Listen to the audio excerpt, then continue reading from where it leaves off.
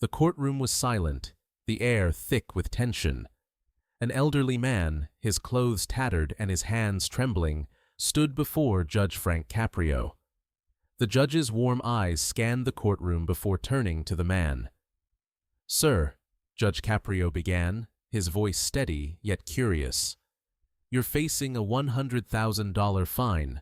What do you have to say in your defense?" The man's lips quivered as he whispered, "I never thought kindness could cost this much." What followed stunned everyone in the room, an emotional roller coaster that left no eye dry. Comment where you're watching from and subscribe so you don't miss these incredible courtroom moments.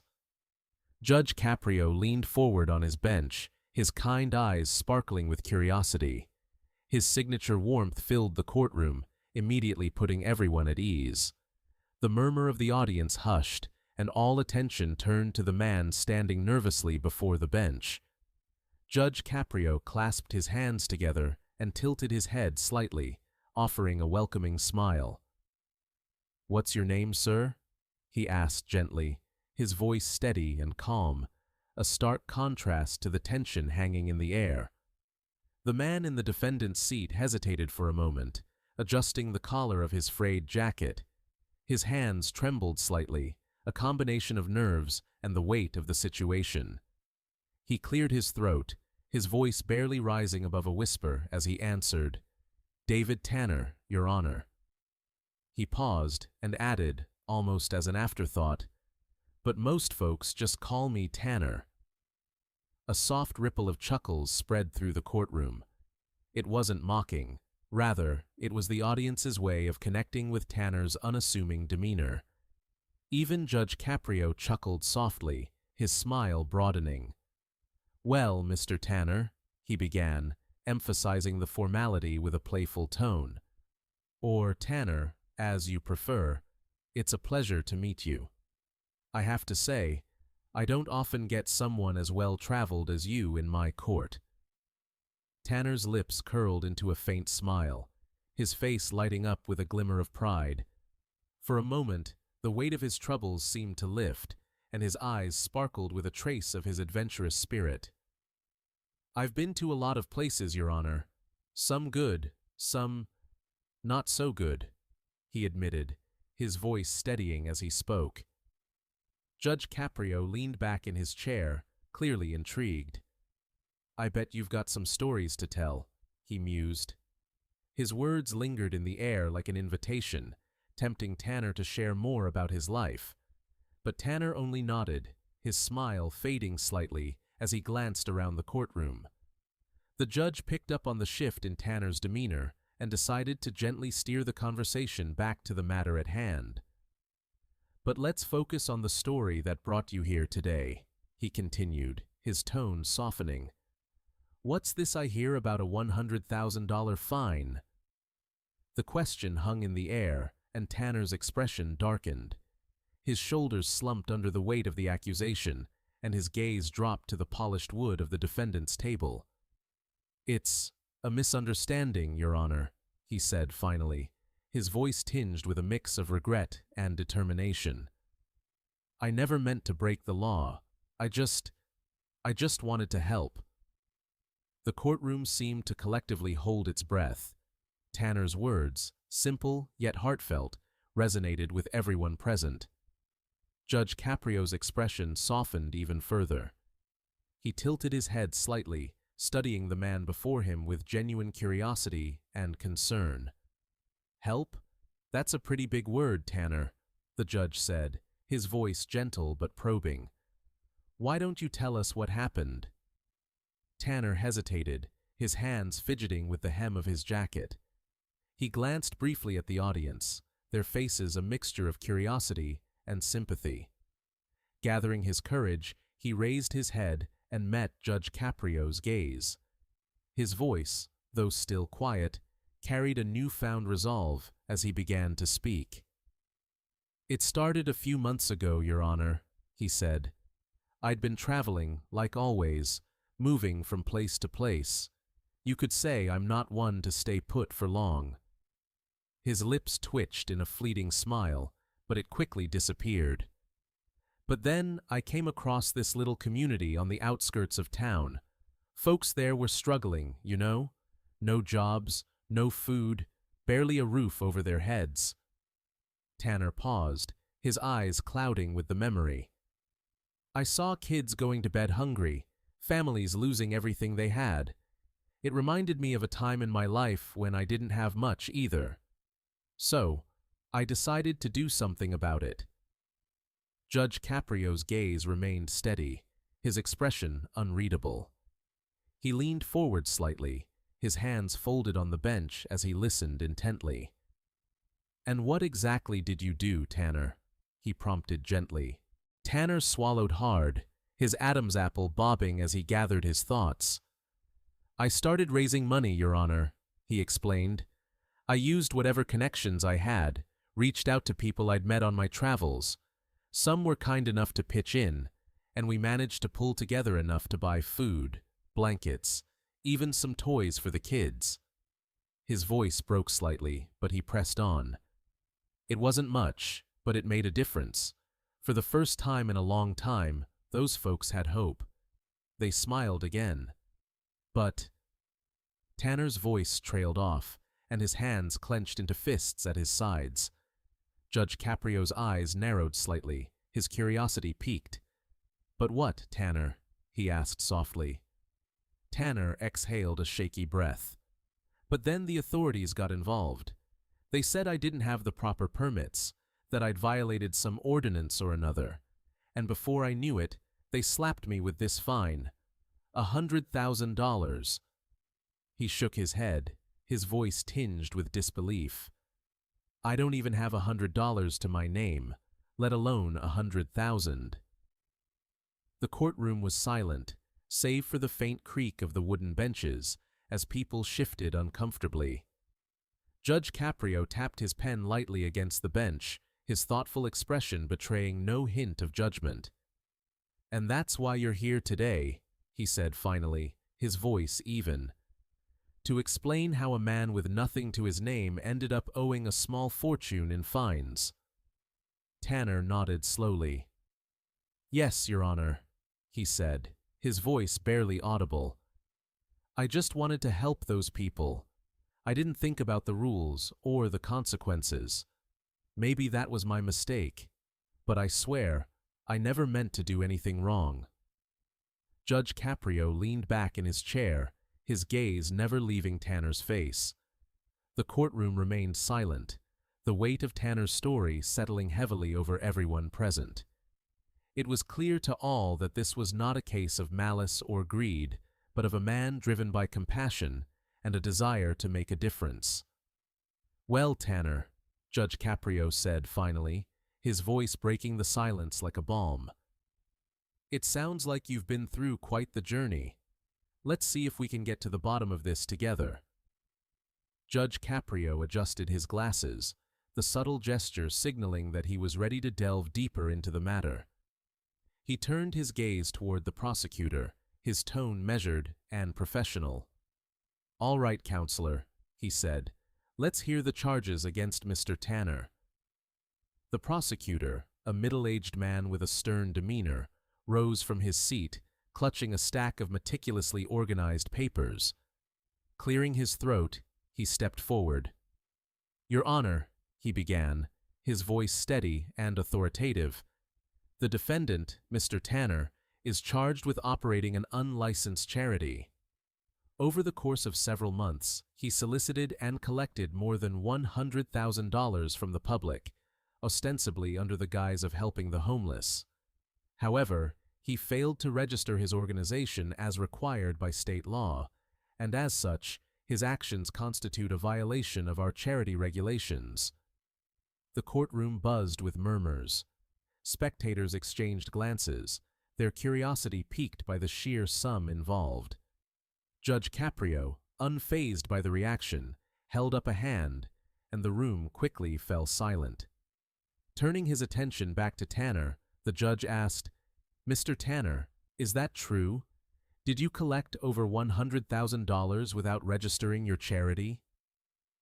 Tanner's face flushed, and he nodded slowly. His voice, though tinged with nervousness, carried a resolute tone. "Yes, Your Honor, it's true. But I swear, I didn't keep a penny for myself. Every dollar went to food, blankets, and shelter for people who needed it. I wasn't trying to cheat anyone. I just wanted to help." The prosecutor, not missing a beat, interjected. "Intentions aside, Your Honor, the law is the law. Mr. Tanner's failure to comply with state regulations is a clear violation, and the fine is mandatory. Good intentions do not exempt one from legal responsibilities." Judge Caprio raised a hand, signaling the prosecutor to pause. "Hold on a moment, counselor," he said, his tone firm but fair. Turning back to Tanner, he asked, "Tanner, you say you didn't keep any of the money for yourself. Can you prove that every dollar you collected went toward helping those in need?" Tanner nodded earnestly, reaching down to retrieve a worn leather satchel at his feet. The bag, faded and patched in places, looked as though it had traveled just as much as its owner. He opened it carefully and pulled out a bundle of papers bound with a rubber band. His hands trembled slightly as he placed the bundle on the table before him. "I kept track of every expense, Your Honor," Tanner said, his voice steady despite the situation. "It's not fancy bookkeeping, but it's honest. Receipts for every purchase, records of every donation. I made sure to document it all because I didn't want anyone to think I was doing this for the wrong reasons." The courtroom grew silent as all eyes turned to the judge. Judge Caprio leaned forward, peering at the stack of papers from his bench. "You have receipts for everything?" he asked, his voice tinged with both surprise and interest. "Yes, Your Honor," Tanner replied. "Every meal we served, every blanket we bought, it's all in there." The prosecutor cleared his throat, his expression skeptical. "Your Honor, with all due respect, these records need to be verified. Anyone can produce receipts after the fact. We have no way of knowing if these expenditures truly align with the funds collected." Judge Caprio glanced at the prosecutor, his gaze calm but piercing. "That's a fair point, counselor. But let's not dismiss Mr. Tanner's efforts just yet. This is a court of justice, not just law." He turned back to Tanner. "Mr. Tanner, would you be willing to let us verify these records?" "Of course, Your Honor," Tanner replied without hesitation. "I've got nothing to hide. I only want people to see that I was trying to do the right thing." Judge Caprio nodded, impressed by Tanner's earnestness. "All right, Tanner, let's take a closer look at these records. Clerk, please collect the documents." The court clerk stepped forward, taking the bundle of receipts and placing them carefully on the judge's bench. As Judge Caprio began flipping through the papers, he glanced at Tanner and asked, "Do you understand why these laws exist, Tanner? Why it's important to register charities and follow these regulations?" Tanner shifted uncomfortably, but nodded. "I do now, Your Honor," he admitted. "At the time, I just thought, well, I thought I didn't have time to wait for all the paperwork. People were suffering. Kids were going hungry. I didn't think about the rules. I only thought about helping." Judge Caprio paused, considering Tanner's words. He leaned back in his chair, tapping his pen lightly against the edge of the bench. "Tanner, your intentions seem noble, but the law exists to protect both donors and recipients. Without oversight, it's too easy for things to go wrong, even for someone like you, who means well." Tanner nodded solemnly, his gaze fixed on the floor. "I understand, Your Honor. I really do. And I'm willing to make things right. I just didn't know how much trouble I was causing." The judge's expression softened. "All right, Tanner.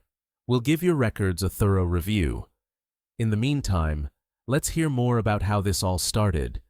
What made you decide to take on such a big responsibility?" Tanner hesitated, his hands fidgeting with the hem of his jacket. After a moment, he raised his head, his voice steady and sincere. It wasn't about responsibility, Your Honor. It was about people. I saw families on the brink of losing everything, kids with no shoes, no food. I couldn't just walk away. The room grew quiet once more, the weight of Tanner's words settling over everyone. Judge Caprio nodded slowly, his gaze fixed on Tanner. "We'll come back to that, Tanner," he said. "For now, let's focus on the facts. Prosecutor, do you have any additional evidence or arguments?" The prosecutor, looking slightly taken aback by Tanner's heartfelt testimony, hesitated before responding. "Not at this time, Your Honor," he said finally. "We'll await the court's review of the submitted documents." "Very well," Judge Caprio replied. He turned back to Tanner, his expression both stern and kind. "Tanner, you've done a lot of good, but good intentions don't always excuse breaking the rules. Let's see where the truth takes us." The judge's words lingered in the air, leaving the courtroom in a state of anticipation for what would unfold next. As the receipts were carefully passed to the clerk and then reviewed by the prosecutor, Judge Caprio leaned forward on his bench. His voice softened, no longer carrying the authority of a judge, but the curiosity of someone seeking to understand. "Tanner," he asked, "why did you start this charity? What led you to take on such a daunting task?" Tanner's face shifted, a mix of pain and resilience reflected in his expression. He cleared his throat, his voice faltering at first, but growing steadier with each word. "Because I was homeless once, Your Honor. For 15 years, I slept under bridges, curled up in alleyways, and begged for scraps. I lived on the streets, not knowing where my next meal would come from, or if I'd make it through the night." A hush fell over the courtroom. The spectators leaned forward, their interest now less about the case and more about the man standing before them. Tanner's words carried a weight that seemed to press down on everyone in the room. "When you're out there," he continued, his voice thick with emotion, "you're invisible. People walk by without even seeing you. They're afraid to look, afraid that acknowledging you might make them responsible for you. I was alone for so long, I started to believe I didn't matter." Tanner paused, his eyes glistening with unshed tears. He took a deep breath before continuing. "But then, one day, someone stopped. It was an older woman, probably in her 70s. She didn't have much herself, but she gave me a sandwich and sat down next to me. She listened to me, treated me like a person. That moment, it changed everything. It reminded me that I still had worth, that I wasn't just a statistic or a problem to be ignored." Judge Caprio's gaze softened as he leaned back in his chair, processing Tanner's words. "That's a powerful story, Tanner," he said, his voice gentle. "But how did you go from that moment to starting this charity?" Tanner nodded, his hands gripping the edge of the podium as if grounding himself. "It wasn't easy, Your Honor. After that woman helped me, I decided to fight my way back. I worked odd jobs, saved every penny I could, and eventually found a place to live. It took years, but I finally felt like I had my life back." He paused again, his voice dropping to a near whisper. "But I couldn't forget the people I left behind. Every time I saw someone sleeping on the sidewalk or digging through a trash can, it felt like I was looking at myself all over again. I couldn't just walk away. I had to do something." The young woman in the audience, who had been quietly observing, dabbed at her eyes with a tissue. A man seated beside her placed a comforting hand on her shoulder, his own face somber. Even the prosecutor, who had previously exuded confidence, shifted uncomfortably in his seat, his stern expression softening. "I didn't know about the licenses or the paperwork," Tanner continued, his voice cracking. "I just knew people were cold, hungry, and hurting. So I started small, buying food, handing out blankets, finding temporary shelter for those I could. Word spread, and before I knew it, People started giving me money to help. I didn't think to question it or stop to figure out the legal side. All I thought about was how many more people I could help. The silence in the room was profound, the weight of Tanner's story hanging in the air like a thick fog. Judge Caprio rubbed his chin thoughtfully, his gaze never leaving Tanner. "And that's when the $100,000 came into play?" he asked, his tone still gentle. Tanner nodded. "Yes, Your Honor. People were so generous. I never expected it to grow so big, but it did. And I was overwhelmed. I didn't have the resources or knowledge to set it up properly. I just kept doing what I thought was right." A spectator in the back of the courtroom muttered something under his breath, his words lost in the emotion of the moment. Tanner glanced back briefly, his eyes scanning the room before returning to the judge. "You know, Your Honor," Tanner said, his voice regaining some strength, "when you've been where I've been, you realize that sometimes the system doesn't have time for people like us. I didn't follow the rules because I didn't think the rules would help me. I thought the only way to make a difference was to act." Judge Caprio nodded slowly, his expression a blend of understanding and contemplation. "That's quite a journey, Tanner," he said. "And while your intentions were noble, the rules exist for a reason. But I also see that your heart was in the right place." Tanner's eyes glistened again, and he offered a faint smile. "Thank you, Your Honor. That means a lot to me." The courtroom, once filled with murmurs and whispers, remained silent as the emotional gravity of Tanner's story settled over everyone. For a moment, it felt as though the walls themselves were absorbing his words, carrying them beyond the confines of the room. Judge Caprio glanced around the room, his keen eyes observing the reactions of the audience, the prosecutor, and even the court staff. Each face reflected the impact of Tanner's testimony, their initial judgments softened by his vulnerability and sincerity. The scene was one of quiet reflection, a rare moment where the lines between law and humanity blurred, leaving everyone to ponder the true meaning of justice. Judge Caprio leaned back in his chair, his fingers steepled as he considered Tanner's words and the weight of the situation. His thoughtful demeanor carried a sense of quiet authority, and the courtroom watched him in expectant silence. "Tanner," he began, his voice calm but deliberate, "the law exists for a reason. It's not just a set of arbitrary rules, it's a framework meant to ensure accountability, to protect against fraud, and to maintain order in society. That framework is essential, particularly when money is involved. Yet, in your case, the situation isn't so clear-cut." He gestured toward the prosecutor, the bundle of receipts on the desk, and the somber expressions in the audience. "You didn't act out of greed or malice. You acted out of compassion, driven by a deeply personal understanding of the pain and struggle others face. That sets your case apart from many others I've seen." The room remained silent, but the air was charged with emotion. The audience leaned forward in their seats, captivated by the judge's words and the gravity of the moment. Judge Caprio let out a small sigh, his gaze drifting across the courtroom. "Ladies and gentlemen," he addressed the audience, his voice resonating with sincerity, "this is where justice becomes more than just following the letter of the law. This is where justice requires thought, reflection, and understanding." He paused, as if searching for the right words. "Do we punish a man for breaking a rule, even when his actions were selfless and noble? Do we enforce the law strictly, knowing it might extinguish the flame of hope he has ignited in so many?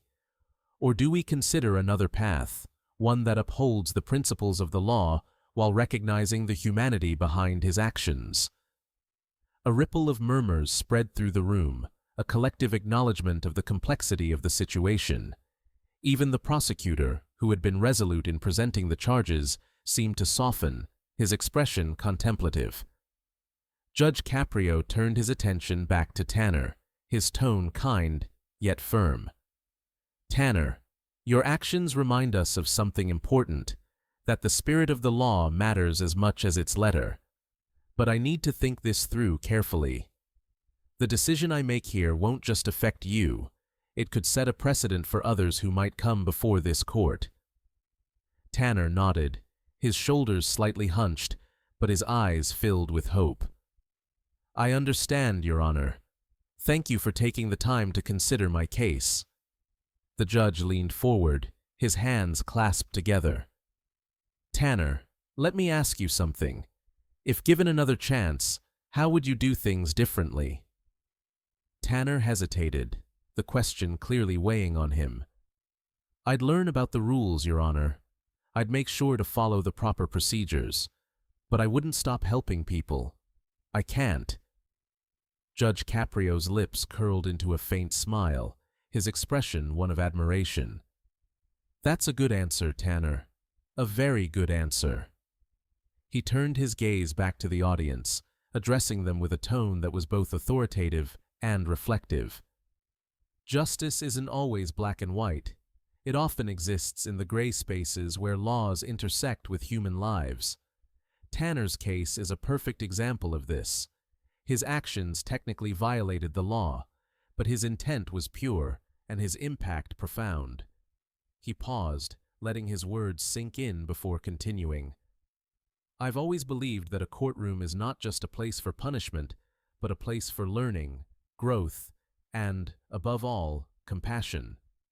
Tanner's story challenges us to look beyond the surface, to see the humanity in each other, and to consider how we can make our systems work for everyone, not just a select few." The audience nodded in agreement, and a few people clapped softly, unable to contain their appreciation for the judge's wisdom. Judge Caprio acknowledged the response with a slight nod, but quickly refocused on the task at hand. "I need some time to think this through," he said, his tone resolute, yet gentle. "But know this, Tanner, your heart's in the right place, and that will not go unnoticed in this court." With that, he adjourned the proceedings for the day, leaving the courtroom buzzing with quiet conversations and contemplative expressions. As people filed out, it was clear that this wasn't just another day in court. It was a moment that left everyone questioning the true nature of justice and the role compassion plays in its administration. The camera lingered on Tanner for a moment as he gathered his belongings, his expression a mix of apprehension and hope. It then panned to Judge Caprio, who remained seated at the bench, lost in thought, the weight of the decision ahead evident on his face. The courtroom, which had been buzzing with soft murmurs moments earlier, fell silent as the man in the sharp suit stepped forward, his polished shoes echoing against the marble floor. Tanner's eyes widened in surprise, and he instinctively glanced toward the man, recognition dawning on his face. Judge Caprio, ever composed, leaned slightly forward. "State your name and your business here," he said, his tone measured but curious. "My name is Michael Peterson, Your Honor," the man began, his voice steady and authoritative. "I'm the director of a local nonprofit organization called Bridge of Hope. Tanner used to volunteer for us. I came here today because I believe his story deserves to be fully understood." Tanner's face flushed with emotion as Michael continued. "Over the years, Tanner became a cornerstone of our outreach efforts. He didn't just hand out supplies or serve meals. He connected with people on a personal level. Many of the individuals Tanner reached were those we couldn't help due to limited resources or accessibility. He went where others wouldn't or couldn't." Michael stepped closer, placing a thick folder on the judge's bench. "These are testimonies from people Tanner has helped. Many of them are here today, ready to speak on his behalf, if the court allows." Judge Caprio adjusted his glasses and opened the folder. The courtroom watched in rapt attention as he flipped through pages filled with handwritten notes, typed letters, and even photographs. Each document told a story of lives transformed by Tanner's efforts. One letter described how a single mother of 3 received food and warm blankets on a freezing winter night. Another recounted how a homeless veteran found shelter and a fresh start after Tanner connected him with resources. Judge Caprio looked up, his gaze settling on Tanner, who now sat with tears glistening in his eyes. "Seems like you've got quite the support network," the judge remarked, his voice tinged with admiration. Tanner cleared his throat, his voice shaky but sincere. "I didn't know they'd come, Your Honor. I didn't ask anyone to do this," Michael interjected. "He didn't need to ask, Your Honor. Tanner's actions spoke louder than words. People wanted to show their gratitude and stand by him, even now." At this point, a woman in the audience stood, her hand raised tentatively. Judge Caprio nodded, granting her permission to speak. "My name is Rachel," she said, her voice quivering. "2 years ago, I lost my home and my job. I didn't know where to turn. Tanner found me sitting outside a shelter that was full. He brought me a hot meal and a coat, and stayed with me until he found a place where I could sleep that night. I wouldn't be here today if it weren't for him." The courtroom murmured with appreciation, and Judge Caprio gestured for silence. He turned to the prosecutor, who looked noticeably uncomfortable. "What do you make of this, counselor?" The prosecutor hesitated, shuffling his papers before speaking. "Your Honor, while the testimonies are compelling, the fact remains that Mr. Tanner operated outside the bounds of the law. However, I can't deny the impact he's had. It's clear his intentions were noble." Judge Caprio nodded, his expression contemplative. "Michael, these testimonies paint a powerful picture. But tell me, why didn't Tanner work through your nonprofit if he was already volunteering there?" Michael responded, "He started with us, Your Honor, but he quickly realized there were gaps we couldn't fill. Tanner's work wasn't about competing with us, it was about complementing what we did. When our resources fell short, he found ways to make up the difference. He didn't seek recognition or funding for himself, he simply saw a need and filled it." As Michael stepped back, another man in the audience rose. This time it was an elderly gentleman with a cane. "Your Honor," he began, his voice strong despite his age, "I'm one of the people Tanner helped. He saved my life. I was living in my car during the winter, and Tanner brought me to a warm shelter. Without him, I wouldn't be here." Judge Caprio leaned forward, his gaze intense but kind. "And what would you say about his character?" The man smiled faintly. "He's the kind of person who gives without expecting anything in return. The world could use more people like him." The room erupted in soft applause, which Judge Caprio allowed for a moment, before raising his hand for quiet. "Thank you for sharing," he said, his tone filled with respect. He turned back to Tanner, who now looked overwhelmed by the outpouring of support. "Tanner," the judge said, "it seems your actions have touched many lives, but this support only adds to the complexity of the decision I have to make." As the courtroom settled, Judge Caprio took a deep breath, the weight of the moment evident in his posture. This isn't just about one man's actions, it's about what kind of justice system we want to uphold, one that punishes without understanding, or one that finds a way to honor the law while also recognizing humanity. With that, the judge adjourned the court for a brief recess, leaving everyone to reflect on the extraordinary turn of events. Tanner sat quietly, the echoes of gratitude and admiration from the audience reverberating in his mind. The turning point had not only shifted the trajectory of his case, but also illuminated the true power of compassion and community. As the courtroom settled after the brief recess, Judge Caprio returned to his seat, his expression pensive yet warm. He adjusted his glasses and leaned forward, addressing the room. "Ladies and gentlemen, this case is one of the most compelling I've encountered in a long time. It's not often that the law intersects so profoundly with human compassion and selflessness. The judge shifted his gaze to Tanner, who sat upright, his hands gripping the edges of the defendant's table. "Tanner," Judge Caprio began, his voice steady and deliberate, "the law is clear about the requirements for operating a charity. You broke those laws, even if unintentionally. But the law must also recognize intent, impact, and humanity." The audience leaned in, hanging on every word. Tanner's eyes were fixed on the judge, his breath shallow with anticipation. "Here's what we're going to do," Judge Caprio said, his tone firm yet kind. "First and foremost, I'm waiving the fine. A $100,000 penalty would serve no purpose here. It would not only ruin your life, but also hinder the incredible work you've been doing for others." The room erupted in murmurs of approval, but Judge Caprio raised his hand for quiet. "However," he continued, "this doesn't mean we ignore the rules. Tanner, from this moment forward, your work must align with the legal framework designed to ensure transparency and accountability. To that end, I'm ordering you to partner with a registered charity to continue your work legally."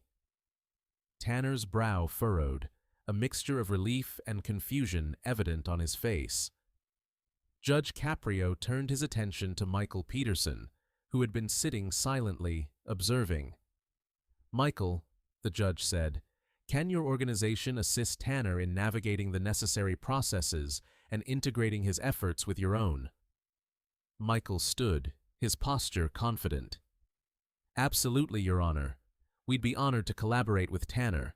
His passion and dedication align perfectly with our mission." A wave of applause swept through the courtroom, this time unrestrained. Tanner's face crumpled with emotion, tears spilling freely as he looked from the judge to Michael and back again. "Thank you, Your Honor," he said, his voice choked with gratitude. "Thank you so much. I didn't think anyone would understand." Judge Caprio smiled warmly, his eyes twinkling with a mix of empathy and pride. "Tanner, the world needs more people like you, people who act not for personal gain, but out of genuine love and concern for others. Your journey has inspired everyone in this room, and I suspect many beyond it." The judge paused, letting his words sink in. "That said, there's one more thing I'd like to ask of you, Tanner. Use this as a chance to grow, not just in what you do, but in how you do it. Learn the regulations, follow the protocols, and become a beacon for others who want to make a difference, but don't know where to start." Tanner nodded vigorously, his expression a mixture of determination and humility. "I will, Your Honor. I promise." Judge Caprio glanced out at the audience, his voice taking on a broader, more reflective tone. "This case reminds us all of an important truth. Compassion doesn't always fit neatly within the confines of our systems, but it's our responsibility, both as individuals and as a society, to find ways to support and amplify that compassion, not stifle it." The courtroom erupted into applause once more, a standing ovation this time. Tanner looked around, overwhelmed by the support and encouragement radiating from every corner of the room. Judge Caprio raised his gavel, but before bringing it down, he added, "And Tanner, one more thing. Never stop being the man who looks out for those in need. You've shown us what true kindness looks like." With a gentle bang of the gavel, the session was adjourned. Tanner rose, turning to Michael, who extended his hand warmly. "We're going to make this work," Michael said with a reassuring smile. Tanner nodded, a renewed sense of purpose lighting up his face. "Thank you," he said again, his voice steady now. "Thank you for believing in me." As the courtroom began to empty, the atmosphere buzzed with an unspoken acknowledgement. This wasn't just a case, it was a moment that had reminded everyone of the power of empathy, the importance of second chances, and the difference one person's actions could make in the lives of many. As Tanner stepped out of the courtroom, a wave of applause escorted him to the exit. His shoulders, once heavy with uncertainty and doubt, were now held high. The transformation was evident, not just in Tanner's posture, but in the air around him, an atmosphere charged with hope and inspiration. Judge Caprio remained seated, his eyes scanning the audience, who had yet to disperse. He raised his hand slightly, a gesture that commanded their attention. "Ladies and gentlemen," he began, his voice resonating with wisdom, "what we witnessed today was not just the resolution of a legal case. It was a lesson, a reminder that the law exists to serve humanity, not the other way around." The audience quieted, each person hanging on his words. "Justice," he continued, "is not a blind enforcement of rules. It's the delicate balance between accountability and compassion. Tanner may have broken a law, but his heart was in the right place. And as a society, we have a duty to recognize and nurture that kind of goodness." Judge Caprio leaned forward, his expression earnest. Think about Tanner's story for a moment. He didn't set out to challenge the system. He simply saw a need and stepped in to fill it. Yes, he made mistakes along the way, but his intentions were pure. How many of us can say the same? How many of us are willing to step beyond our comfort zones to make a difference, even if it means risking everything? A few nods rippled through the audience, some wiping away tears. "Tanner's journey isn't just his own," the judge added, his tone softer now. "It's a mirror for all of us. It challenges us to ask ourselves, what can I do? How can I help?" It's not about grand gestures or perfect plans. It's about taking the first step, however small, toward making the world a little better. The judge straightened, his gaze now fixed on the court reporters, the attorneys, and the gallery alike. But let's not romanticize his story without learning from it. Tanner's case is also a cautionary tale, a reminder that even the most noble efforts must be guided by structure and responsibility. Good intentions are powerful, but they're not enough on their own. We need systems, laws, and frameworks to ensure fairness, transparency, and sustainability. He paused, letting the weight of his words settle over the room. "And yet," he said, his voice growing warmer, "those systems must always remember their purpose, to serve humanity, to lift people up, not beat them down, to create opportunities for redemption, not barriers to compassion." Judge Caprio smiled faintly, the corners of his eyes crinkling. "Tanner showed us what it means to act with heart, and today we showed Tanner and ourselves that the law can have heart too. That's a victory for all of us." The audience began to clap once more, a quieter, more reflective applause this time. Judge Caprio waited for the room to calm before delivering his final thoughts. "So, as you leave here today, I challenge each of you. Strive to be like Tanner, not perfect, not infallible, but willing. Willing to see others' pain, willing to step forward when it's easier to stand back, and willing to make a difference in whatever way you can. If we all take even a fraction of Tanner's resolve and compassion into our own lives, imagine the world we could create together." The judge's voice softened as he concluded, "Let's remember, the true measure of justice is not in the verdicts we deliver, but in the lives we change. And today, a life was changed. Not just Tanner's, but perhaps ours as well." With that, he tapped his gavel gently, signaling the end of the session. As the crowd began to disperse, their conversations buzzed with the impact of what they had just witnessed. Tanner stood at the courthouse steps, surrounded by supporters, his face reflecting a mixture of relief and gratitude. Meanwhile, inside the courtroom, Judge Caprio gathered his notes with a serene expression. For him, it wasn't just another day on the bench. It was a reminder of why he chose this path in the first place, to make justice not just fair, but human. This segment, imbued with reflection and inspiration, provides a heartfelt conclusion that encapsulates the moral lessons of Tanner's story, while leaving the audience with a powerful message to carry forward in their own lives. The screen fades to Judge Caprio's warm smile as the narrator's voice cuts in. What did you think of Tanner's story? Share your thoughts in the comments below, and don't forget to subscribe for more inspiring courtroom moments with Judge Caprio. See you in the next case.